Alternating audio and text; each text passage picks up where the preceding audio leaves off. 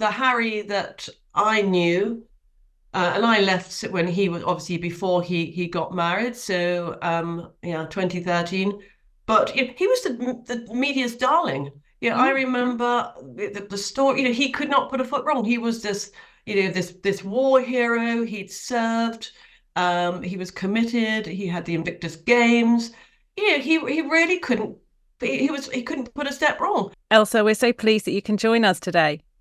Thank you. I'm delighted to be with you, Kate. It's such an incredible career. And in recent years, we've seen a lot of these kind of press secretaries who come in just for a short period of time. But you were really there through quite a significant, more than a decade working with the late Queen. Such an illustrious career, and then going on to Lambeth Palace from Buckingham Palace. Um, what you were right at the heart of the late. I'm just going to jump straight in and just say you were right at the heart of the late Queen's circle for such a long time. Um, and what are your favourite recollections of Queen Elizabeth II?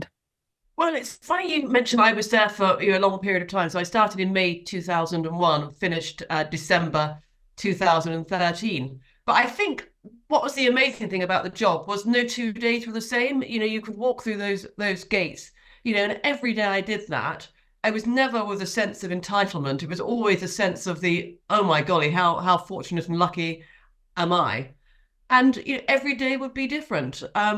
Whether it was dealing with the media, whether it was going on a royal engagement, seeing an investiture, or just being in the office and meeting different people. So I think that was, it was an ordinary person, me, doing an extraordinary job. So as I said, I counted my blessings every day. And sharing the office with the corgis as well.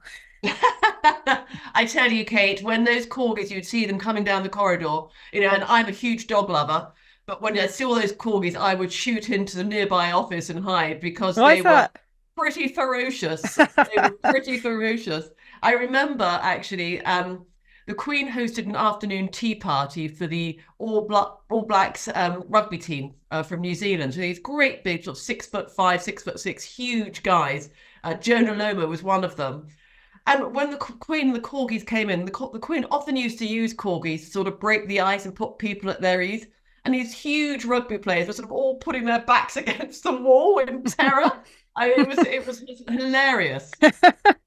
Gosh, the things you must have seen in your job. I mean, how do you kind of sum up that period of your life? Because I mean, every day there would have been somebody, some extraordinary VIP in the corridors of Buckingham Palace, or somebody you'd be liaising with, whether it's from kind of President of the United States of America through to, somebody who's been given the honor of going in to see the Queen, who's incredibly nervous beforehand. You're absolutely right. I've got so many stories, probably too many to say, but I remember from sort of the sublime to the ridiculous, Kate Winslet getting her award from the Queen at an investiture, and she was standing around with her then boyfriend, now husband, and sort of no one was talking to her. So I went up and said, would you like a glass of champagne? We're sort of hosting a little party in the Aquarius room. She said, oh, that's so kind. So she and her husband went in for a glass, and then I gave them a tour of the palace. And I thought, wow, this is Kate Winslet. This is really cool. So it was fantastic for me. There was a great Yeah, moment from that investiture, actually. I remember that Kate Winslet came and people sort of said after her, "What did the Queen say when you got your honour?" And she said, she asked me all about my roles and things like that. She said, "Oh, I'm also a mum." And the Queen, I think, replied, "That's the hardest job of all," or something like that. And I think that was those little those sort of anecdotes and those little snippets that we sometimes get that people share from their moments with the late Queen were yeah. quite revealing, weren't they? Yeah, absolutely. Absolutely. And you feel that you've got a personal bit of information from her as well. So here it is, our monarch, our head of state, but she is or was a wife, a mother, a grandmother, and a great grandmother, which, we can all relate to. But she had, Absolutely. just going back to people you meet. Yeah, again, I remember, it just shows her kindness. She was hosting President Obama for a state visit, an incoming state visit. And traditionally, there's a sort of the formal arrival ceremony at Horse Guards Parade with all with the troops and the horse-drawn carriages. And then there's an official lunch, but just but sort of the team, so the home team, so the Queen's senior staff, other members of the royal family. and the visiting team with the principal. So we were sort of standing at the pre-lunch reception, and I was chatting to another member of the household. And out of the corner of my eye, I saw the Queen walk towards us with President Obama. And I thought, I wonder who the Queen's coming to introduce him to. And she was getting closer and closer. And she stopped at me. And she said, Mr. President, this is my press secretary. And all I could think of is like a think bubble in my head. I was like, oh my God, it's the President of the United States. And he said, ma'am, it's lovely to see you. Then the Queen said to him, yes, my press secretary is married to a naval officer. And he said, oh, tell your husband he's doing an amazing job.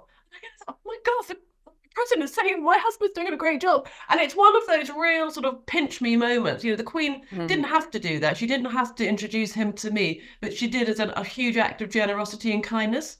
That's so lovely. I think remember I remember her sort of very skillfully kind of manipulating the room in a way, just sort of going around being introduced to people. But there's all these kind of sort of stories about how she had these signals to her aides that, she was getting bored of somebody. She'd move the handbag from one hand to the other. I mean, how true are those stories? I've never seen, to be honest, Kat, I've never seen her do that. But when I mean, she's almost got an inner time clock. And she knew when she had to move on, because if you're going to have a reception with 500 people, you can't meet all of them, but also you want to sort of sprinkle that bit of stardust to as many people as you can. So sort of aquaries were very skillful at seeing where the next group of people were for the Queen to meet. So it was all, it's like it used to go like clockwork. It really did. And the Queen would just say, well, it's very, very nice to meet you, and thank you so much for coming. And then she'd move on to the next group. And although she was obviously the star of the show, the monarch, and there was that sense of, oh my goodness, I've met the Queen. You can see these people's faces kind of like light bulbs lighting up as she sort of moved along rows and things like that, which was always extraordinary to see. But how much, there was always somewhere in the room often, it was Prince Philip as well. And how much of a support was he? I mean, we know that she's described him as her strength and stay and all that sort of stuff. And people know it, but what was it like sort of being in the palace, being in the room with the two of them? How much was he there to kind of support her, and how did he do that? They were just an extraordinary team. Really a monarch and consort, but husband and wife. So she would do one side, he would do the other. So everyone felt that they were included, I suppose. And he's funny. I know some of the media, obviously not the Times, but some of the media used to gaff-prone Prince. But actually, everybody that I spoke to who had spoken to him said what an extraordinarily funny, interesting, lovely fellow he was. And I feel the same, I'm afraid. And the Queen had this just sense that no matter her age, no matter what was going on in her own life, privately, she would always just sort of get up and get on with it. Was that the attitude that you saw, I guess, on a daily basis? Yeah, and I think certainly for me, what really brought home for that, what you just said, is when Prince Philip went into the London clinic for an operation, and the Queen, duty first, she still went and fulfilled a huge engagement opening the BBC's new broadcasting house in Portland Place. So while he was, and obviously she was very worried about that, as anyone would be, but she still went ahead and carried out the commitment that she'd already made. She was incredibly dutiful. And we forget about that, actually, don't we? That at that time when Philip was going through that, it was your decision with your team and the Queen and Philip as well, of course, to release some of those details about the fact that he was having a stent put in. And it's interesting that every time something happens with the palace, we all think it's the first time it's ever happened, the cancer diagnosis and the announcement of the King. And then, of course, Kate's announcement, her own video about her situation.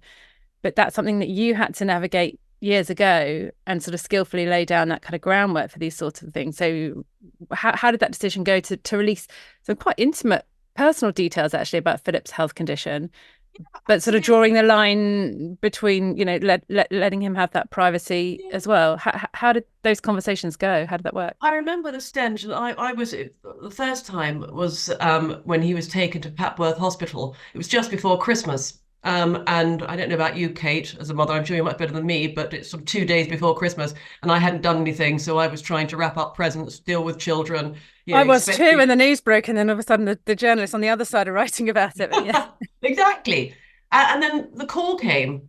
So you're navigating, a statement that's got to be passed by the medical team, but also the Queen, of course, because it's personal. And the Queen wanted to tell her family before it went out into the media. Luckily, there wasn't any speculation from the press at that time yet, but obviously we had to work and move pretty quickly before there was, chatter. So I remember releasing the statement quite late in the evening, and it was about, it confirmed he had a stent put in his heart, that he went to Papworth, that he was conscious when it was done. So it was quite detailed. But there was quite a lot of toing and froing going on, and I remember sort of falling into bed at about 3 o'clock in the morning, thinking, yeah, wow, what a day. Yes, indeed. The Queen had seen it all, even by the time that you got to the palace. She'd seen negative press, positive press. Did she have a kind of sanguine attitude towards it? Was she quite, how was she when you took things to her? Did you have those awful kind of, oh my goodness, I'm going to have to go in and see the boss with this awful headline and make her aware of something that was happening, or perhaps with someone else, another member of the family? How did you have those conversations? Well, the Queen had all the newspapers brought to her every day, which she would read. I mean, she was vociferous in getting her knowledge and information. So that's how she found out. But if there was a brewing issue, we would put a note up. If it was very urgent, we would ask to see her. But yes, sanguine, and also, yes, she probably has seen it all. And you come into the royal household as a newbie, and you're like Tigger on speed, really. You're all very, very excited, and you put a note up to the Queen, thinking that you've got to come up with this great idea. You've had a light bulb moment. And you probably get a note down saying, yes, thank you, Ailsa. We tried that in 1972 and it didn't work. And you think, yeah, absolutely. What would you remember what that was that you were asking? No, I don't. I've crushed it out of my memory, Kate. It's just that you think actually she won't do. And she said, yes, let's take a punt on it. And I remember we were rebuilding the website. And our fantastic web editor, Emma Goody, came up with the idea of doing a sort of a 3D virtual tour of the palace to give a sort of a taster, a curtain lifter for the summer opening, just to encourage more people to book tickets. I mean, great idea, really innovative. Sadly, not my idea. It was Emma, so she gets all the credit. But there were a few senior members of the household, I won't name who thought this was a ghastly idea, and it took away the magic, and it was too modern, just too awful. So anyway, I put a note up to the Queen suggesting this, and she said, yeah, absolutely, go for it. Brilliant. In slightly more regal terms, but yes, it was approved. And well, talking about taking risks and the Queen saying yes to things that would surprise people. We can't forget that brilliant moment at the London Olympics, which of course you were at. You were there at that time when she agreed to take part in the James Bond skit with Daniel Craig, and we see her then presumably kind of jumping out of this aircraft as she sort of parachutes down into the opening ceremony. Tell us about that, because the fact that she agreed to it, and not only agreed to it, but she was a great kind of comic actress in it. Absolutely. Well, we saw that also with the Paddington skit for her Diamond Jubilee as well. So it was a very, very small circle of knowledge for that. I think her protection officer, obviously Paul Wybrew, her amazing page, Angela Kelly, her fantastic dresser, and Edward Young, who was the deputy private secretary at the time. So it was a very, very small circle of knowledge. I think there was a nervousness about how it would land. I mean, even as you know, members of the royal family didn't know, about. Yes, she didn't tell her family, did she? So I know she's good at keeping secrets. She's good at keeping confidences, that's for sure, as countless prime ministers will know. Well, so how did it, so they came to you and said, "How's about this?" And you thought, "Oh my goodness." Danny Boyle, who of course put on the opening ceremony for the Olympics. So there was sort of quite a lot of toing and froing, my understanding, but she said yes. And it's talked about, considering how many years ago that was. 12 years ago, it's still talked about. Doesn't feel like that long ago, does it? Yes, it does. But and then the thing with Harry as well, with Prince Harry, where she she did that kind of Invictus kind of teaser, didn't she, with the Yeah, Obamas? absolutely. So Absolutely. Mind you, it's much more difficult to say no to your family. that's true. Yes, yeah. So, I mean, what do you think the lessons are from the last reign that you think shouldn't be forgotten, let's say? Um, that's a really good question. Um, I think, and also, we're in a different age now with AI, with social media. I think it's a trickier tightrope to tread. I think lessons learnt, don't think before you act, which Mm-hmm. the Queen always did. Don't reinvent the wheel when you don't have to. Mm-hmm. Um, you I think honesty is important, integrity, all the qualities I think the Queen had. Be true to yourself. Don't pretend you're something you're not. You wouldn't see the Queen typing an email or using Twitter. We all know she didn't do that. It all came from the household. And I think it is the integrity, it is the honesty. Um, I went to a talk last night. I was on a panel, and with other people. So I was the only person who used to work for the household, and yet the audience still got this incredible interest for the Queen, about the Queen, the late Queen. It's extraordinary. So you know, thank goodness for that. Thank goodness for that. I still think the monarchy and the institution has a huge role to play, especially in an unsettled world. We've got elections this year. We've got a war in Ukraine. We've got Israel, Palestine, Iran. There are so many big issues going on. And I think what the monarchy does provide that stability and comfort and reassurance for us. Once a PR for the palace, Ailsa, always a PR for the palace.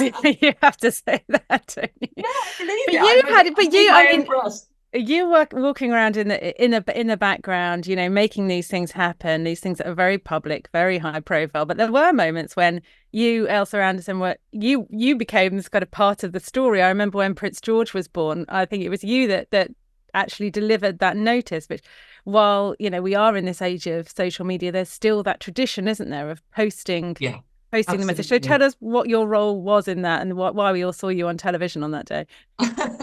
So, obviously the birth happened. The proper official announcement on A4 paper has to be signed by all the medical team that were involved in the birth, and that notice Right. was delivered to Buckingham Palace, and we took out the historic frame that it goes in with Mhm. a chain at the back and put it in, and a footman and I walked across that famous cobbled stone forecourt, and we chained it to the railings for people just to see. And an orderly queue was formed, and people went and saw it.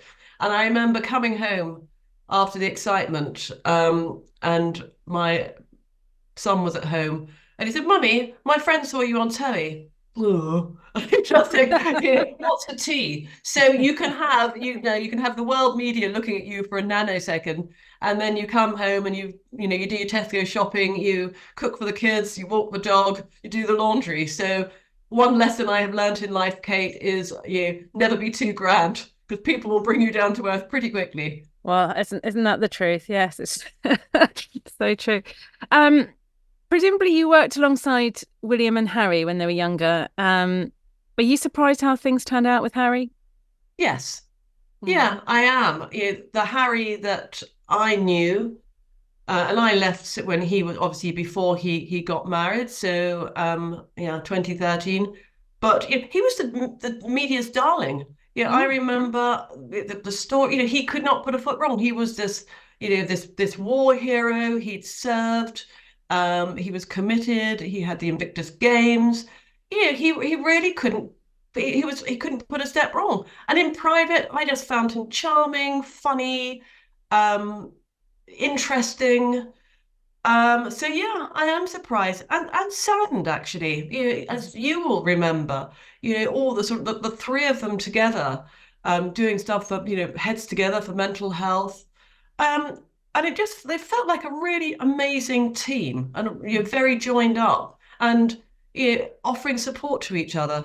So it does. It's sad. What when it happens in any family, not just the royal family. When families break up, it's truly it's a loss, isn't it? It's a bereavement. And did the Queen, when she wanted to see her family, would she send kind of official notices to them? And how did the family communicate amongst each other? Because we're always told that she used to write letters to Philip and things like that. A phone was used, may I say?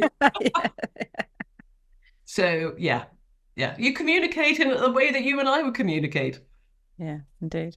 apart Well, from standing at the bottom of the stairs and yelling. But I mean, telephones. and you are in the very unique position of having the late Queen as your boss. What were the kind of life lessons or career advice you took away from that time at the palace? Don't make up when you're not sure of your ground. Be very sure of your ground if you're Right. going to, because she would see through any I can't swear, can I? Any rubbish that you might spin. So be Shrewd. She was sure shrewd. Yeah. she recognized someone who was, also she didn't like people who put other people down. She recognized she didn't like conceited people. You know, she She didn't like people who sort of showed off. Because I remember being with yeah, her. You sort of kindly introduced me at one event, and there were lots of people saying, "Oh, well, I'm this and I'm that," and she sort of seemed to find that all quite boring. People kind of showing off about their yes, status and absolutely, thing. absolutely. Yeah, I remember not showing up, but just an amusing aside story, which so forgive me if I've told you this before, but the Queen was going to a Privy Council meeting in the palace, made up of senior cabinet ministers, and she walked in the door into the room, and one of the ministers' mobile telephones, went off, started ringing, and quick as a flash, the Queen said, "You better get that because it might be someone important." I love And those kind of subtle kind of put downs. That's brilliant. I know, and it just honestly, it And the is.